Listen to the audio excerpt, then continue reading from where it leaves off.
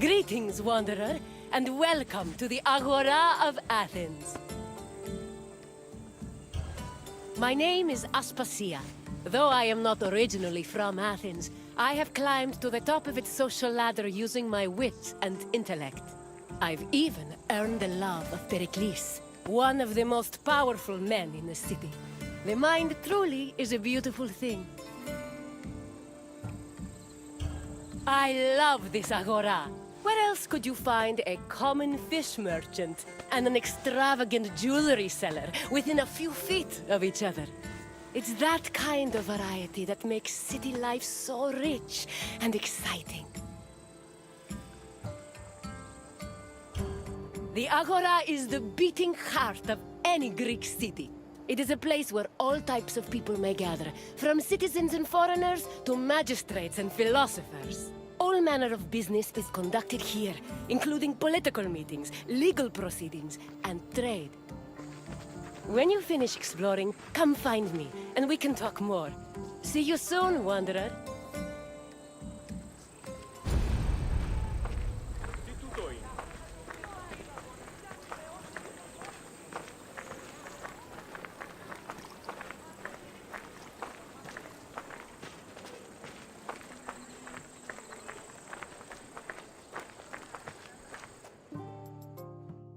The Agora was the civic center of Athens, but it wasn't only frequented by politicians and city officials. The area housed a market where people could purchase food and other goods from merchants.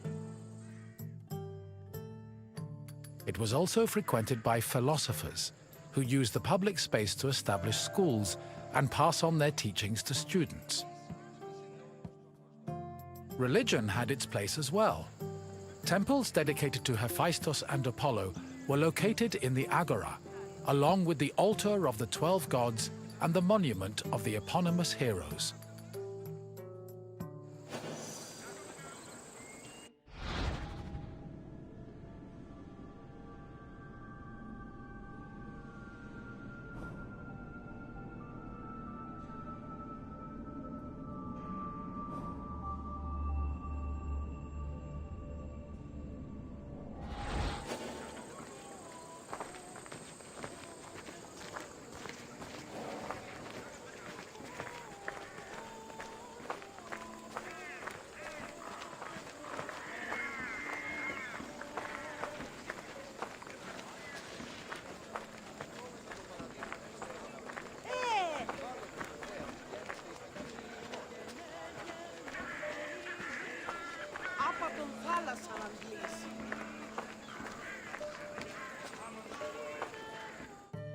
The painted stoa, or stoa poikile, derived its name from the panel paintings on its wall.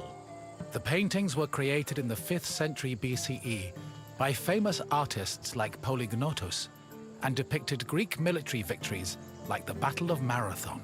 The stoa served as a public meeting place for citizens, but it was especially popular with philosophers who used the space to pass on their teachings. In 301 BCE, the philosopher Zeno of Kition chose the Stoa Poikile as the location for his school of philosophy, the appropriately dubbed Stoicism.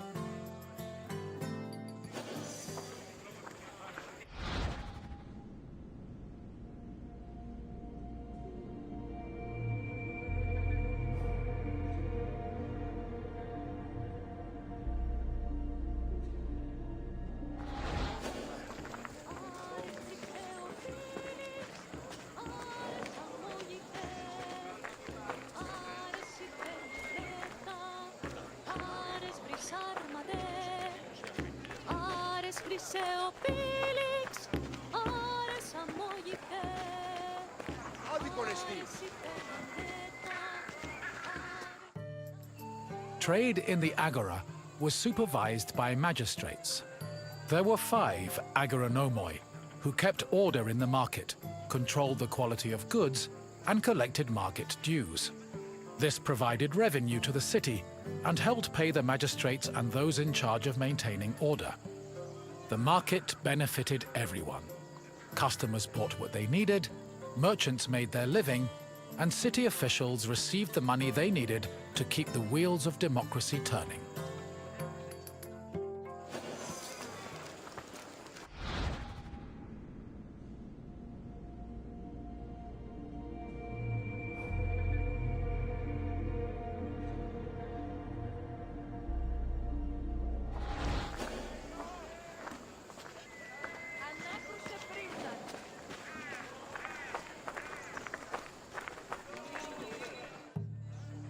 The original Temple of Apollo Patrous was built around 535 BCE by Pisistratos, but was destroyed by the Persians during their invasion a few decades later. It long remained in ruins, except for the altar, which was left standing as a reminder of the Persian sacrilege. Eventually, a new temple was built in the 4th century BCE. Inside was a statue made by Euphranor, the same artist who painted in the Stoa of Zeus. The temple held special significance in Athens, as it was connected to the origin of the city's people. The name Patrous, meaning fatherly, referenced the belief that Apollo was the father of Aeon, founder of the Aeonian Greeks, from whom all Athenians are descended.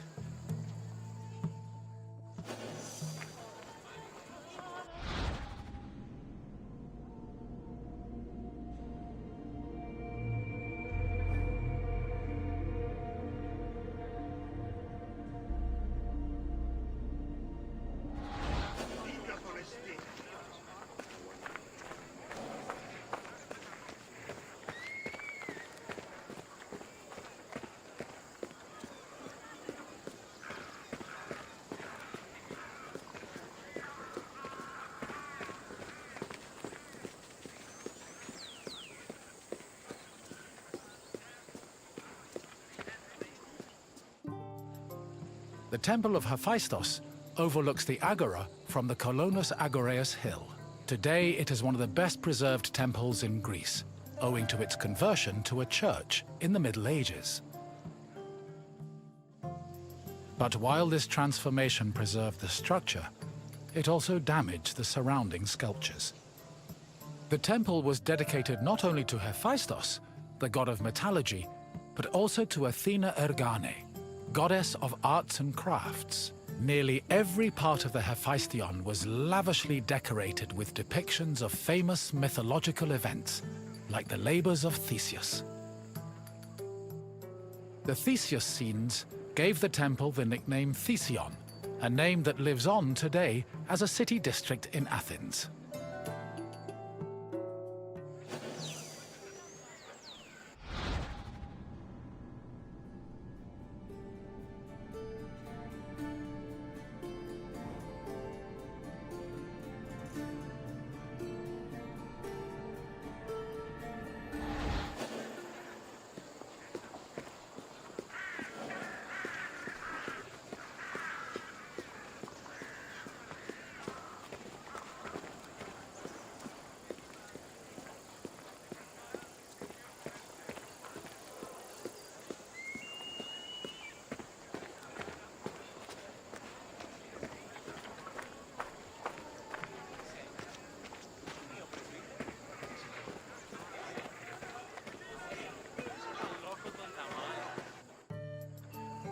The Boulaterion was another building in the Agora that contributed to the democratic process. It housed the Athenian Council of Citizens, the Boulé. This council of 500 was composed of 50 members from each Greek tribe, all of whom served a one-year term. They were chosen by lot from among citizens over 30. Every month, one group of 50 was chosen to lead the Boulé's executive committee, the Prytaneis. The Prytaneis met every day of the month and called meetings of the full council in the Boulaterion, where they spent their time discussing bills.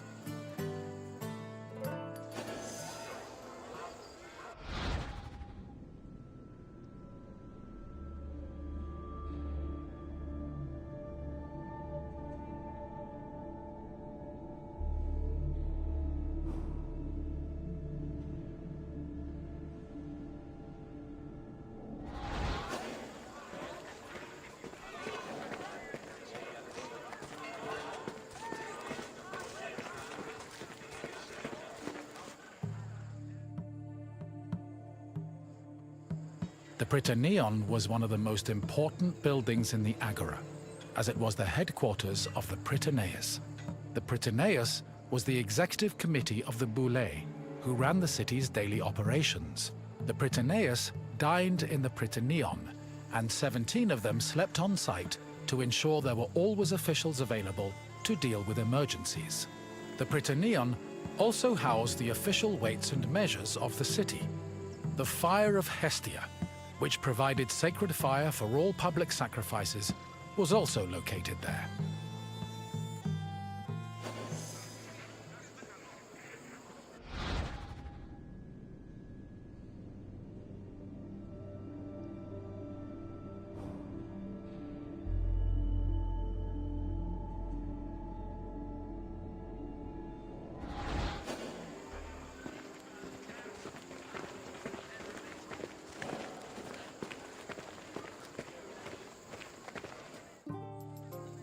The Heliaia was the most important court in Athens and was presided over by a group of judges called Heliasts. Judging was a regular part of an Athenian citizen's life, with trials happening almost every day. Heliasts were chosen randomly based on two factors. First, that they were on the official list of 6,000 potential Heliasts. Second, that they were present at court on the day of the trial. A stipend of 2 obols was established by Pericles to compensate for the loss of work while on Heliast duty, and also to encourage participation in the judiciary process.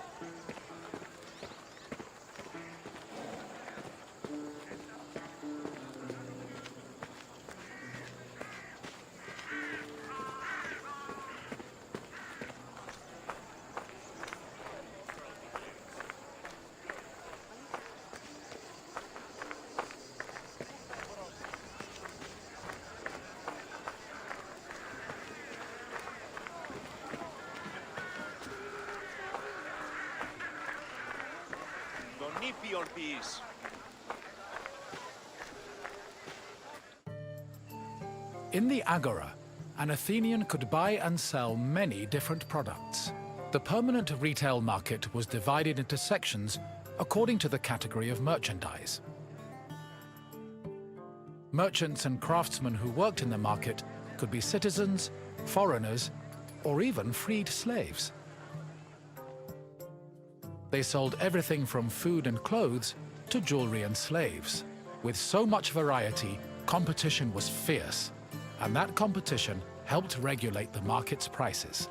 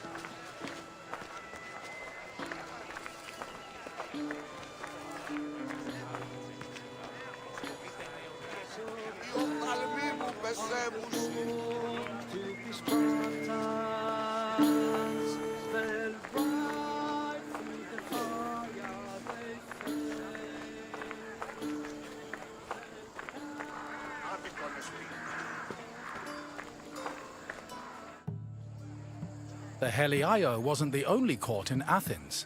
This other court was located next to the South Stoa. Historians believe it to be a court based on the discovery of a nearby box containing 7 bronze ballots. These ballots were used by jurors to give their verdicts. The reason trials were so common in Athens might have been related to their democratic regime, which promoted the individual's right to demand reparations for injustice. However, not all legal matters were settled in this fashion. If a claim was small enough, it was settled individually by a magistrate. Public trials were reserved for more serious offenses, such as murder, theft, and political crimes.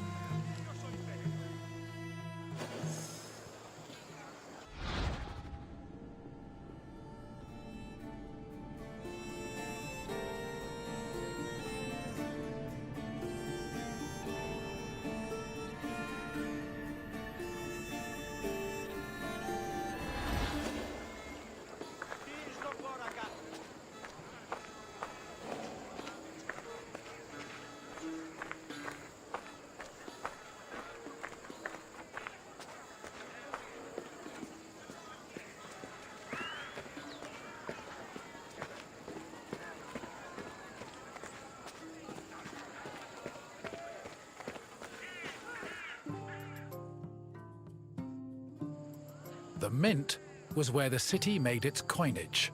It is believed that Athens' mint was in the city's Agora, as modern excavations have turned up small disc-shaped pieces of metal used to make coins. Much of the silver required for minting coinage came from the Lavrion silver mines. Athens was so dependent on the mines that when they lost them during the Peloponnesian War, the city was forced to melt down a gold statue of Athena to mint gold coins and avert a monetary crisis.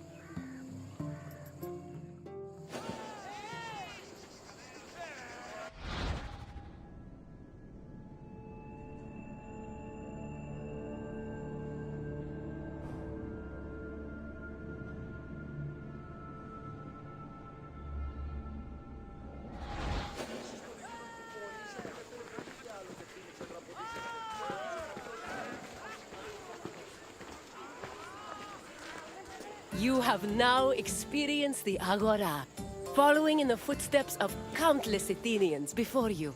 I hope the trip has impressed upon you how important this place was to trade, politics, and law. If you have any questions, don't hesitate to ask. Very well, let's begin. Which philosopher's school took its name from the painted stoa? Socrates was one of the greatest minds in Greece, but there are no records of him teaching at the painted stoa. Try a different answer. Thales had an obsession with water, which he believed made up all matter in the world. He also lived a full lifetime before the Pikili stoa was constructed. Try again. Aristhenes is often called the founder of the school of cynicism, which had no relation to the painted stoa. Keep trying. Yes, Zenon taught at the stoa, and so he and his followers were dubbed Stoics. Time for another question. What other name has the Iphistion gone by? The Temple of Hephaestus depicted scenes from the labors of Heracles, but it was never known as the Heraklion. Try again. That is another building entirely, located on Athens' Acropolis. Try another answer. The Voulefterion was where the council known as the Vouli met to discuss civic matters. Keep trying. Correct! The name was inspired by the scenes showing the hero Theseus, which decorate the temple. Only one question left. When Athens lost the Lavrion silver mines during the Peloponnesian War, which statue did they melt down to mint new coins? There was a statue of Apollo Patros in the Agora, but it was made from limestone, and thus could not be melted into metal coins. Try again. When Athens lost the Lavrion silver mines during the Peloponnesian War, which statue did they melt down to mint new coins? Athenians used the monument of eponymous heroes as a notice board, but its statues were not melted for minting material. Keep trying. No, it's quite difficult to mint coins from burned wood. Try another answer. Correct! The Athenians melted down a statue of Athena to mint gold coins. It's clear you are very familiar with the Agora of Athens. I'm impressed. Farewell, wanderer. May we see each other again soon.